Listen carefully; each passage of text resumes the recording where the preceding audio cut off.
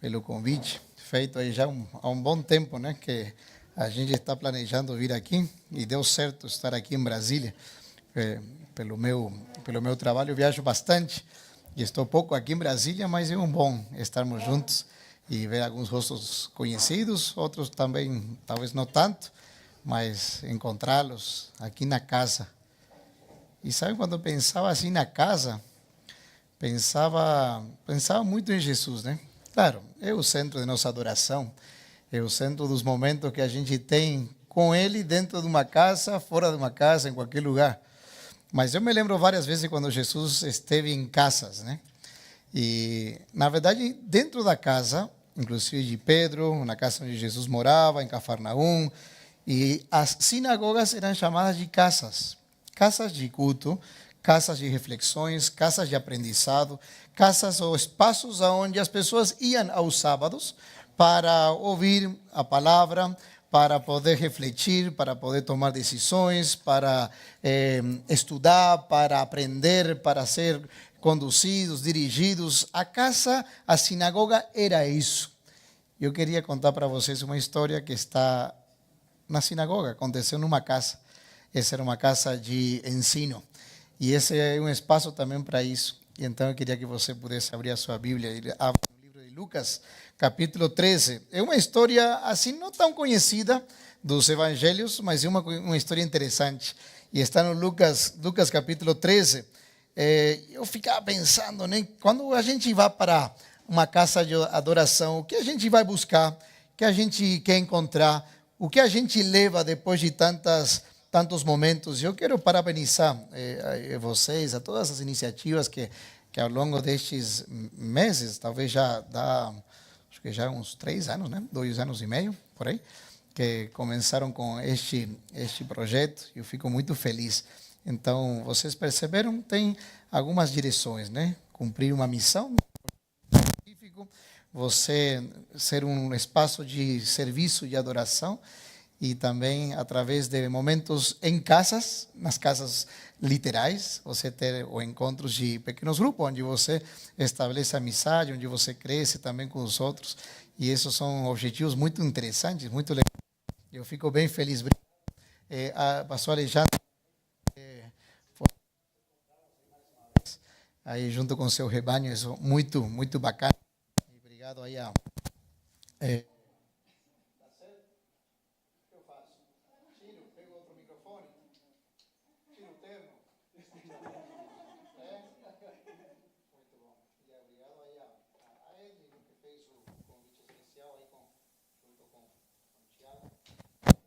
Bom vê-los aí novamente. Então vamos para a Bíblia. Vai dar certo?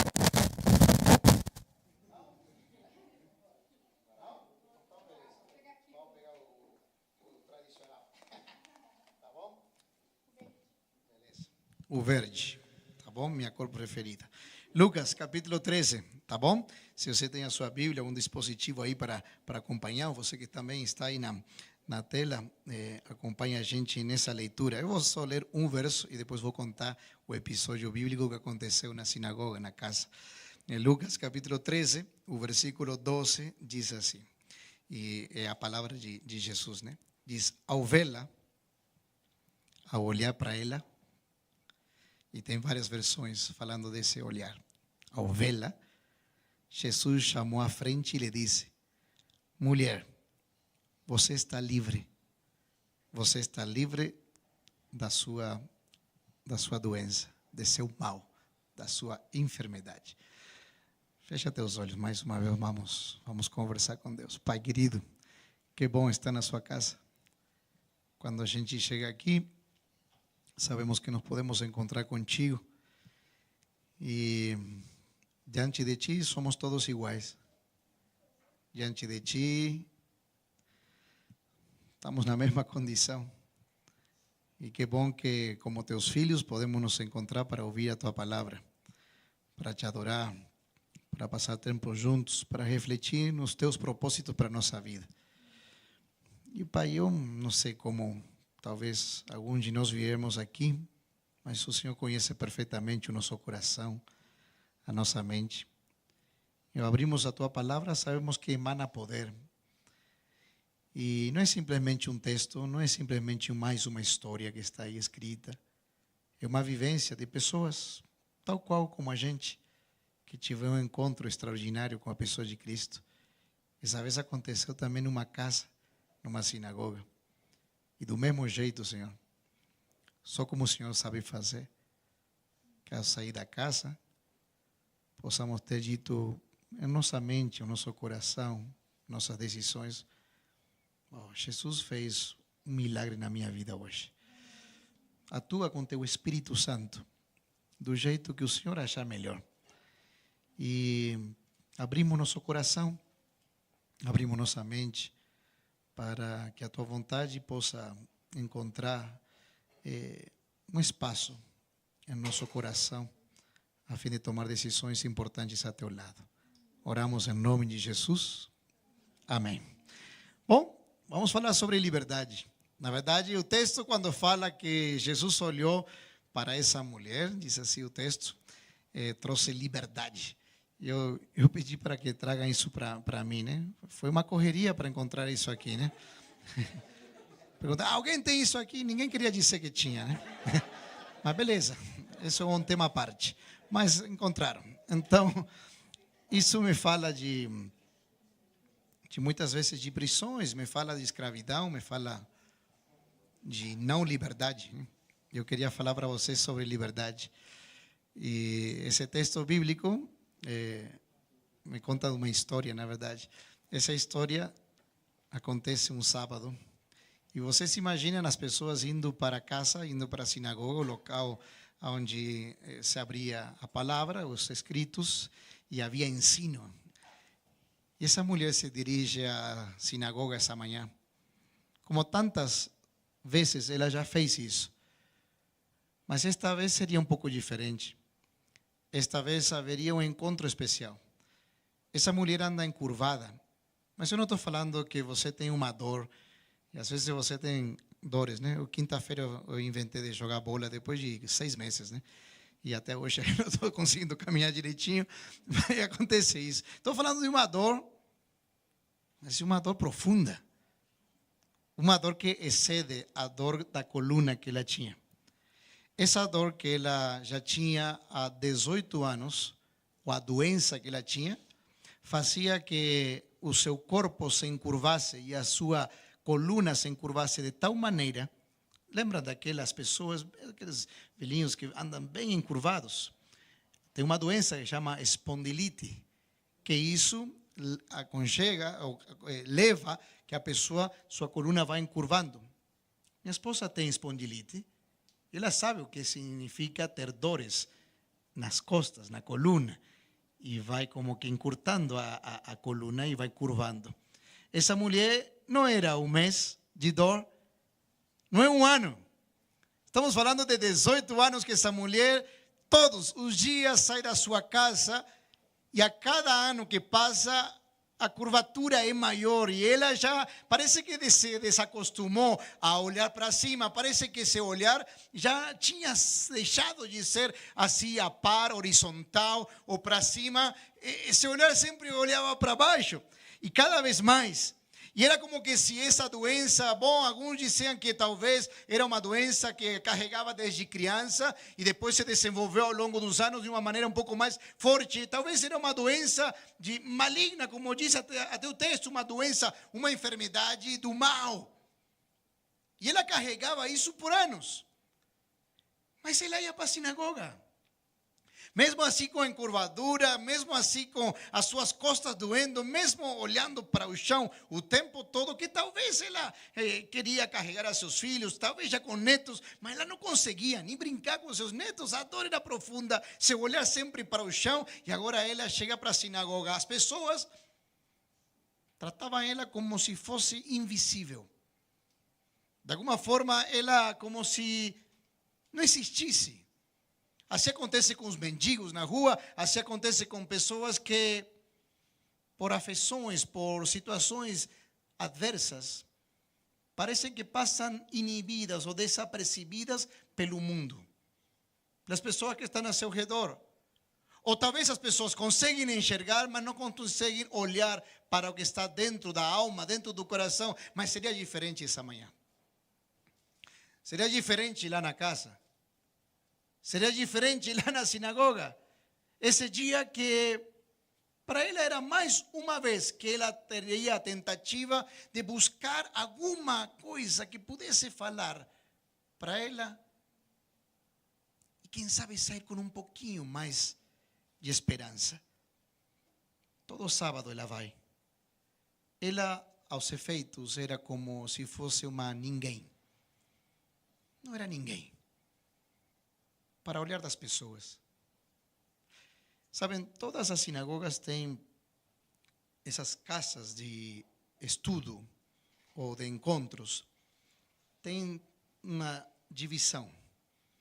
Por um lado, perto da frente, onde era exposta a escritura, estavam os homens. Lá no fundo havia um espaço reservado, bem no fundo, mas assim do lado atrás, para as mulheres, e algumas com crianças podiam entrar. Às vezes era permitido. Ver uma mulher assim era um pouco raro na sinagoga, não era muito bem visto, mas ela ia. E tinha um espaço bem lá no fundo para elas. Mas ela vai, talvez sozinha, e se assenta lá atrás. E é como que ela, na verdade, ela não conta para a minyan. O que é a minyan? É como se fosse o quórum. Quando havia quórum, então quando havia a maioria dos homens, eram contabilizados, então começavam os serviços. Mas nessa casa, as mulheres, não eram contadas, não era contabilizada para a minyan. Por quê? Porque não era como se não era bem aceita. Mas ela ia, de todas maneiras. E desde seu canto ela segue como pode os serviços, aí ela se levanta de alguma forma com sua dor, com sua coluna encurvada e canta as orações ou tenta acompanhar, mas lhe dói no coração aquela oração que vinha por parte dos homens e daqueles aparentemente alguns mais ilustrados que os outros, e essa oração dizia assim, presta atenção nessa oração. A oração dizia assim: louvo-te, Senhor, Criador do céu e da terra, porque me fizeste homem e não mulher, judeu e não gentil, inteligente e não imbécil. Essa é a oração que era feita nessa casa, nessa sinagoga. Eu imagino essa mulher como ouvindo essa oração e ela tentando traduzir na sua mente e na sua alma, dizendo: louvo-te, Senhor, por teres feito como quiseste me fazer. E pergunta a si mesmo: Deus, por que você permitiu que eu vivesse encurvada? Por que o Senhor permite que esteja com essa dor há tanto tempo? Mas pelo menos eu venho aqui. É como que eu tento traduzir essa oração a meu jeito. Porque eu preciso liberdade. Eu preciso algo diferente. Eu preciso um toque. E agora está essa mulher na sinagoga. Sabem que nesses tempos, nessas casas de ensino, esses lugares, eram voltados para Jerusalém ou para o templo, e tanto a direção da bimá, onde estava ali, era com um tipo de púlpito, era direcionado tudo para o templo de Jerusalém.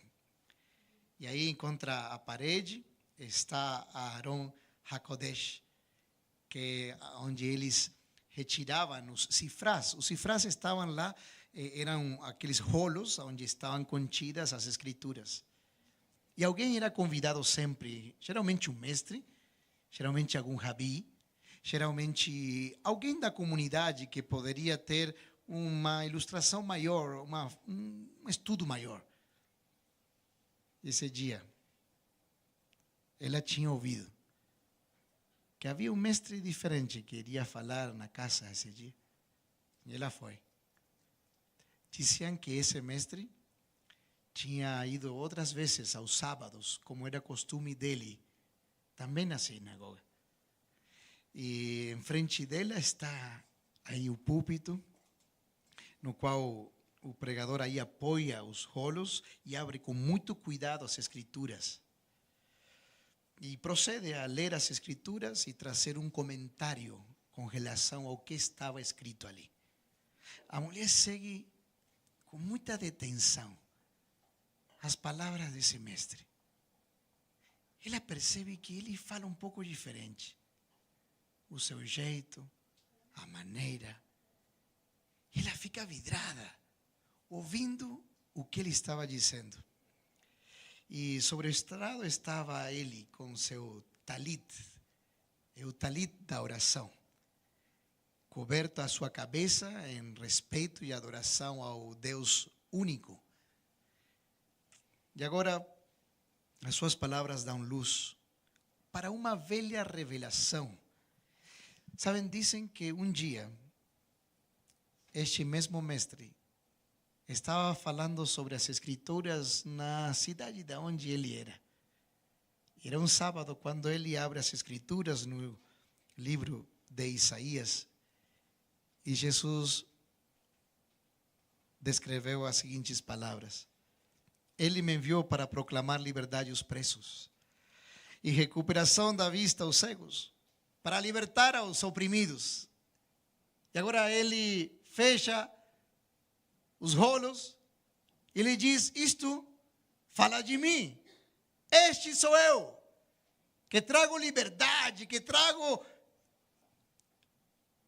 alívio, cura aos oprimidos.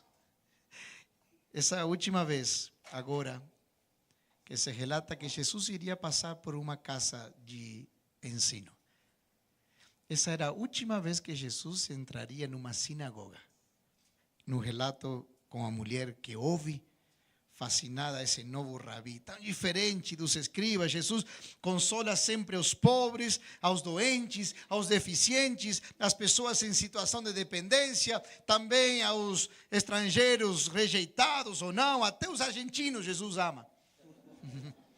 Sim, todos. Ele era desse jeito. As crianças, como amava as crianças, e as pessoas sabiam disso. Ele sempre tinha um olhar muito carinhoso por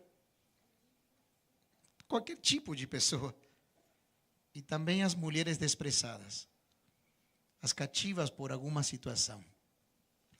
E declara que Deus desejava ver-nos felizes. Mas os homens encheram a terra com desgraça, e especialmente para os ninguéms da vida, como ela. E de repente ela percebe que Jesus começa a olhar para ela. Ela, imagino que está assim, olhando para o que ele estava falando, e ela desvia o olhar, como olhando assim para trás, dizendo: bom, não está olhando para mim. Mas de fato Jesus continua concentrando o olhar nessa mulher, que padecia dessa doença há 18 anos, talvez querendo desistir, talvez querendo desistir da vida. Mas ela percebe que esse olhar se encontra com o olhar dela. E um olhar amoroso, um olhar compassivo, um olhar com compaixão, um olhar que sabe tudo, um olhar que desnuda a alma, um olhar que abre a alma e o coração. E é o amoroso olhar de Jesus. Diz a Escritura que Jesus olha para ela. Jesus olha para ela. Sabem, não tem que ser muito especialista em alguns idiomas bíblicos para pegar uma ou outra palavra. A palavra olhar, cada vez que aparece em um episódio que Jesus tem um contato pessoal com alguém e diz que Jesus olhou para o jovem rico e o amou. Jesus olhou para Zaqueu e disse: ei, desce Zaqueu dessa árvore. Jesus olhou para Simão Pedro e mudou o nome dele. Jesus olhou para esta mulher. Essa palavra é emblepei.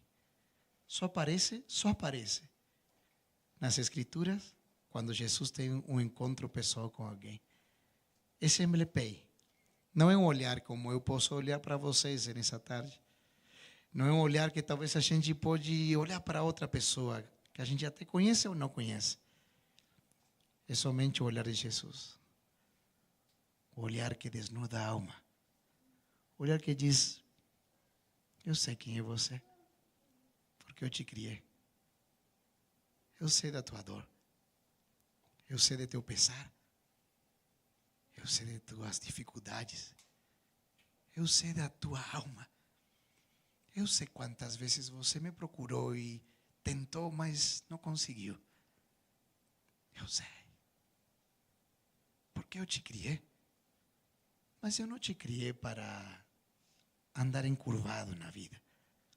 Eu não te criei para andar se arrastando. Eu não te criei para o fracasso. Eu não te criei para a tristeza. Eu não te criei para isso. E aí vem o olhar de Jesus para com essa mulher. Que olhar especial. O mesmo olhar que Jesus olha para você hoje. Que você veio para essa casa de ensino. Para essa sinagoga. Buscando o quê? Claro, buscando Jesus. E ele te olha e diz, minha filha, eu sei quem você é, porque eu te criei. Eu sei. E aí vem o olhar de Jesus tão amoroso. E todas as pessoas como percebem de alguma forma dentro da sinagoga que Jesus olha em direção a ela. É como que todos os olhares se tornam para esse lugar um pouco mais escuro, lá no fundo, reservado para algumas vezes quando alguma mulher ia para a sinagoga. Esse olhar do mestre que olha para essa mulher é interessante porque não importa onde você esteja, Jesus olha para você não por atacado, Jesus olha de maneira particular, pessoal, única. Porque para Jesus você não é simplesmente um grupo de pessoas, não é uma multidão. Porque você é único para Ele. E Jesus não vê então uma multidão, nos vê de maneira pessoal, vê a cada um como a gente é. E olha para essa mulher lá encurvada, lá no fundo. E lá está ela. E para Deus é interessante porque nunca passamos desapercebidos. Mesmo a gente às vezes querendo se esconder. Mesmo às vezes a gente querendo desviar nosso olhar dele. Porque sentimos talvez culpados por alguma situação. Mas ele nos procura, Ele nos busca. E o faz mais uma vez hoje. Jesus vê essa mulher curvada e sabe sua aflição, sua dor. Inclinada por 18 anos. Olhando seu próprio umbigo, olhando para seu próprio mundo, olhando para o chão. E eu sei o que é ter esse tipo de doença. Minha mãe teve durante 25 anos artrite reumatoidea deformante. Eu me lembro minha mãe. Quanta dor. Eu fazia faculdade de serviço social. Eu sou trabalhador social. E teve um tempo que eu parei um pouco dos estudos para cuidar somente da minha mãe. Quanta dor ela tinha. Me dizia, filho, eu não tenho forças para ir à casa, para ir para a igreja. Não tenho forças. É duro, é difícil. E vai te encurvando e todos as tuas articulações vão como se enferrujando. E às vezes até as pessoas, quando olham alguma pessoa nessa condição, dizem, coitada. Tratam como se fosse alguém diferente. Mas Jesus não, para essa mulher não. Sabem, essa mulher pelo menos vai procurar ajuda como tantos outros. Mas era oprimida. Porque esse é o exercício do inimigo. O diabo, dentro de um conflito, de um grande conflito como nós estamos, O diabo é especialista em oprimir pessoas. Ele faz de 3 formas diferentes. A primeira, a menos comum, mas acontece, são as possessões demoníacas. Não é tão comum, mas acontece. E eu já vi algumas pessoas nesse tipo de condição. E aí, Satanás oprime essa pessoa. Consegue segurar ela para si mesmo. Uma segunda forma de oprimir as pessoas é tentando as pessoas. E até Jesus foi tentado. Todos nós somos tentados. E é uma forma do inimigo tentar oprimir, buscando que você caia, que a gente caia em tentação. E uma terceira forma, que é talvez a mais comum, e ele faz todos os dias, é a opressão. E é aproveitar eventos de nossa vida para nos oprimir. Uma das formas que o diabo se encarga de nos oprimir não é somente fisicamente. Principalmente ele nos faz olhar como para baixo, para nós mesmos. E tal opressão que não é capaz de olhar para fora, para frente, para o futuro e simplesmente só para você, só para o seu interior, para o que você está sofrendo. Isso é o que é mais comum, ele faz isto. E ele pega, quando ele toma uma ferida, quando ele encontra uma brecha, quando ele encontra uma parte de seu ser que está um pouco ferido, ele vai mexer nisso. Ele vai buscar que isso seja o centro das suas atenções. É uma ferida, é um duelo, é uma situação difícil, e aí ele oprime. E toma essa parte como central da sua vida, ao ponto de você estar escravizado por uma situação talvez inicialmente pequena, mas se vai arrastando ao longo do tempo e se produz em uma situação tão grande ao qual ele toma isso e controla você, oprime você. Encontra uma doença e se toma disso. Encontra uma fraqueza, uma debilidade, uma susceptibilidade que você tem para algum vício e ele toma isso e oprime você. Ele é como especialista nisso.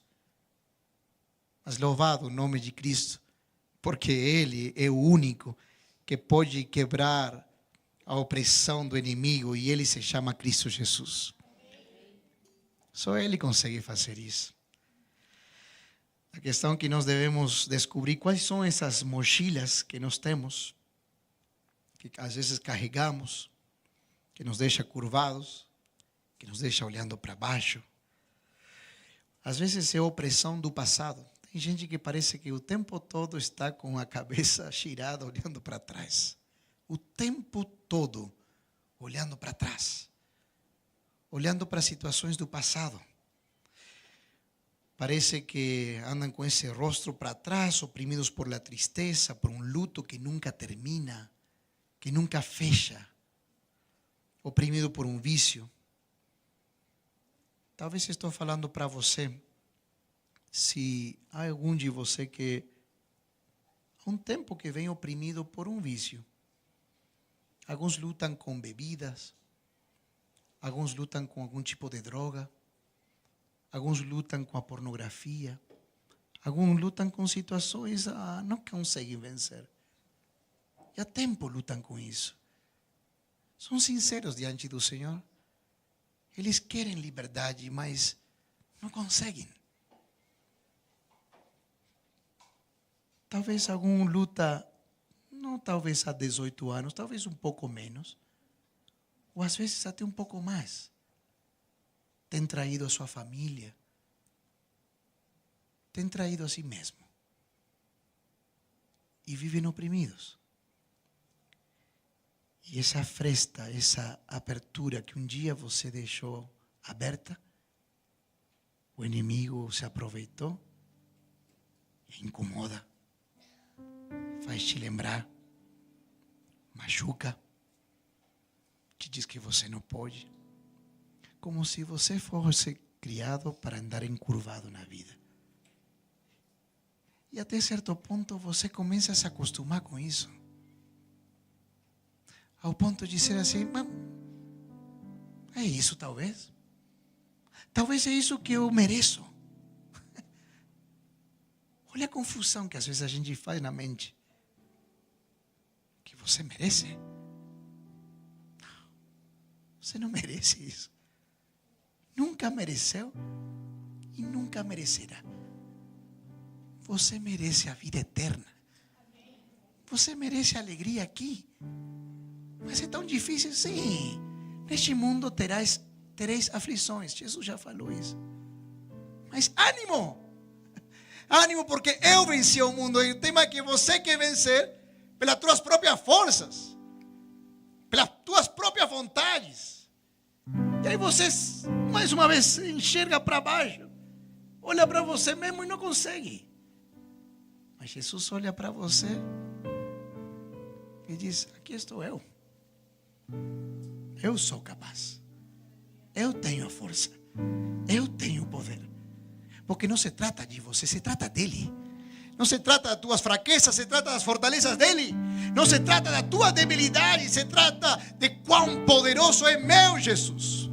Que tantas vezes entrou em tantas casas, como está passando nessa casa hoje, para libertar pessoas. É a especialidade dele, é meu Jesus. E não foi a única vez que essa mulher entrou nessa casa e encontrou liberdade nesse olhar maravilhoso de Jesus. Mas não somente olhou para ela, ele a chamou. Diz que Jesus olhou para ela e disse: mulher, estás livre de seu mal. E tocou nela, chamou ela para frente. Eu pergunto para você: Jesus não poderia ter curado ela à distância? Jesus não poderia ter simplesmente olhado dissimuladamente e como fazendo assim para ela, dizendo: vai sentindo que estou curando você? Não, Jesus não é assim. Porque Jesus não reivindica as pessoas no anonimato se elas são um sem ninguém. Não, Jesus a trouxe diante do estrado, onde todos estes homens, com seu olhar crítico, dizendo: o que está fazendo ele? Está fazendo isso no sábado ainda. Como se o sábado não é um dia de libertação. Como se o sábado então não é um dia de cura. Sim, Jesus fez a propósito isso. Chamou no sábado. Vem aqui na frente. E aí, sobre o olhar de todo mundo, eu imagino o toque de Jesus. Que maravilhoso o toque. O abraço de Jesus. Sabe uma das coisas que mais penso quando chegar em casa? Não é nesta, na casa que Ele está me preparando. É o abraço. Eu sonho com esse abraço. Já pensou? O abraço de Jesus. Que amoroso. E Jesus a tocou. Porque é importante. Ninguém tocava ela. Não seja que ela era amaldiçoada há 18 anos encurvada. Não seja que eu toco e vou me contagiar. E assim é você e eu também. Se olha alguém na rua assim: puxa, esse aqui é um amaldiçoado. Prefiro desviar o olhar, prefiro não me envolver. Não seja que vou me misturar com algum tipo de pessoa. Que pessoa que é? Aí está Jesus. Sempre é encontrado com os menos desfavorecidos. Sempre é encontrado com quem parece que precisa mais. Mas todos precisamos da graça. Todos precisamos do toque dele. E aí estava ele. Tocou nessa mulher como se estivesse consagrando ela. E ao olho de todo mundo ela fica erguida. Eu imagino ela saindo desse espaço, desse lugar, como se fosse uma modelo, desfilando erguida, com seu olhar para cima, já não olhando para baixo, porque o Senhor não somente cura as feridas físicas, Ele cura a alma, dá dignidade. O Evangelho traz isso. Quando você deixa que Cristo erga a sua vida e se trata do que Ele faz em você, isso traz dignidade. O Evangelho traz isso. De cabeça erguida, sou salvo em Cristo Jesus, tenho esperança nele. Então a vida cobra outro sentido, outro valor. Teu olhar para com os outros também é diferente, pelo que Ele fez por você. Não porque você é bom, senão porque Ele é capaz de fazer isso. E agora eu imagino ela saindo nas críticas, e aí se levanta, eu não vou contar toda a história, mas se levanta aquele líder da sinagoga dizendo assim: não, como vai fazer isso no sábado? E Jesus diz: no sábado? É no mesmo sábado que eu vou fazer isso, porque o sábado é uma lembrança da eternidade. O sábado é o momento de ser feliz, o sábado é o momento da liberação. É a única. Sabem que é a única vez que Jesus fala de liberdade numa cura? Toda a sua vida é a única vez que ele vai falar de liberdade no momento de uma cura. Para com quem? Para com uma mulher. Onde? Na casa. Com quem? Com todos que somos iguais diante da cruz. Uma posição.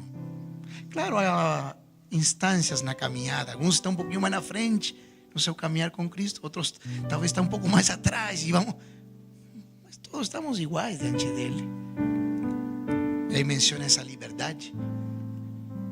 Ele deseja vê-la livre, não curvada, não marginalizada, e não apenas saudável. Ele quer livrá-la da discriminação, dos complexos. Ele diz: diante de mim, de todos aqui nessa casa e do Pai, você está livre. A única chave para abrir as algemas da vida é a pessoa de Cristo. E o seu nome tem poder. Eu estava pregando e os jovens estavam fazendo um programa muito bonito. E chegou o dia do batismo. Era num igarapé. Vocês sabem o que é um igarapé? Vou ensinar para vocês. Imagina a Argentina ensinando para um brasileiro palavras. Um igarapé é um pequeno riacho no meio do mato que se abre de uma clareira. E aí nesse igarapé fizemos um batismo muito bonito. Muitas pessoas, pelo trabalho dos jovens. Eu fiz um apelo, muitas pessoas começaram a descer daquela ladeira até embaixo. Deve ter tido umas 50, 60 pessoas entregando as suas vidas a Jesus como Salvador pessoal. Essa é a melhor decisão que alguém pode fazer. Dizer sim para Jesus. O batismo significa isso. Eu quero que Jesus esteja liderando minha vida. É isso, é simples. A gente complica muito. Então, terminamos o batismo, vieram as pessoas. Eu estava por orar e uma mulher ficou possessa pelo inimigo. Nunca tinha visto algo assim. Uma mulher alta, forte. Ela começou a se levantar e eu nunca tinha visto uma pessoa se levitar. O inimigo a levantava e queria afundá-la no riacho. Queria afogá-la. E as pessoas começaram a sair do lado dela porque dá susto, dá temor. É um momento terrível. A luta entre o bem e o mal. Eu falei: em nome de Jesus, em nome de Jesus, em nome de Jesus, você está liberta. E ela se desvaneceu aí na areia e começou a chorar. Começou a chorar porque estava com vergonha, todas as pessoas olhando. Ele disse: pastor, que vergonha. Tranquila. Ela era uma mãe de santo, ela comandava naquela região. Mas os jovens tinham falado do amor de Jesus para ela. Ela tinha aceito. Mas o inimigo não queria soltá-la. Era uma líder. O inimigo queria continuar tomando conta dela. Mas meu Jesus é mais poderoso. E ela ficou liberta. E 15 dias depois, ela foi batizada no mesmo lugar. E mais 15 pessoas que ela levou. Vem comigo. O nome de Jesus tem poder. E o sábado é um dia de esperança, de cura. de salvação. É a imagem da eternidade. E hoje também é um dia de cura e de milagre nessa casa, como foi naquela casa aquela vez. O mestre, ele tem um conceito muito elevado sobre o sábado. E das mulheres também, hein? Do que é correto naquele dia e do que Deus quer para os homens e mulheres. O sábado é o antecipo do mundo redimido, do qual Deus deseja recuperar.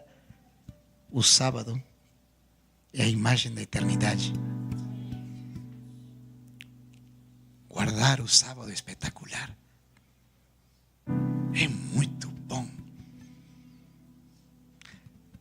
Para eles, tinham perdido o conceito do sábado. Mas Jesus, que não dá uma, como chama, pontada assim, ponto sem nó, é uma expressão assim, né? Ele já vai em uma, duas, ele já lhe mata em uma só, já vai, várias coisas faz junto, né? E aí ele queria ensinar algo mais especial para eles, ao tocar nessa mulher. E também queria me ensinar para mim algumas coisas. Porque quando esquecemos quem é o Criador, perdemos de vista quem nós somos. Quando você não entende a essência do sábado e para que ele é, então você perde a tua identidade. Por isso que é tão importante o sábado. É muito importante. É o sábado dele. O sábado do Senhor. Esse mesmo Jesus diz assim: vinde a mim, todos os que estão curvados, cansados, deprimidos, tristes. Eu vou aliviar você. Eu vou aliviar a sua carga. Duas coisas: Jesus olha para você e Ele ama profundamente você. E hoje Ele quer libertar você de alguma situação, de alguma opressão. Ele não somente olha para você, senão Ele que te chama com atitude, dizer: eu preciso de ti, Senhor. Eu preciso. Porque não simplesmente você tem que tomar uma atitude contemplativa de quem é Ele, sino uma decisão para com Ele. Senão seria em vão a cruz do Calvário. Por isso Jesus chamou ela para vir na frente, tomar uma atitude, dizer: você quer para a sua vida? Então toma atitude. E você também precisa tomar decisões ao lado dele. Nem que seja para que ele te olhe e toque alguma doença, até física, que nessa tarde você traz. Eu creio que Jesus tem o mesmo poder de curar algumas doenças, se for da vontade dele. Mas tem coisas ou feridas da alma que ele também quer curar. E não importa se for 3 meses, 18 anos. Ele vai fazer isso agora, se você o necessitar e desejar. Ele, com seu toque, vai tocar o mais profundo da sua alma e do seu coração, para você sair da casa, da sinagoga, glorificando o nome de Deus.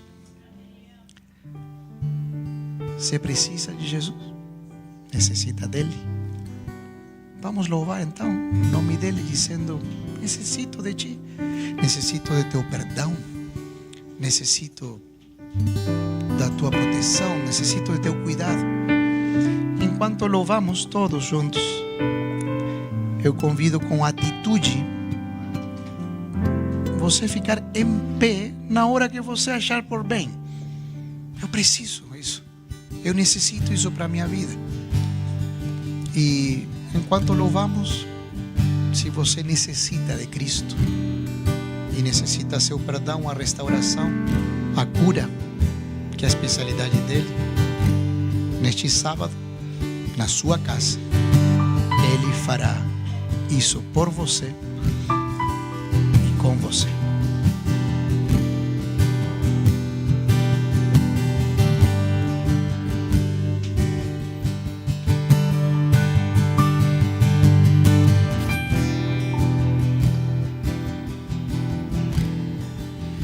Preciso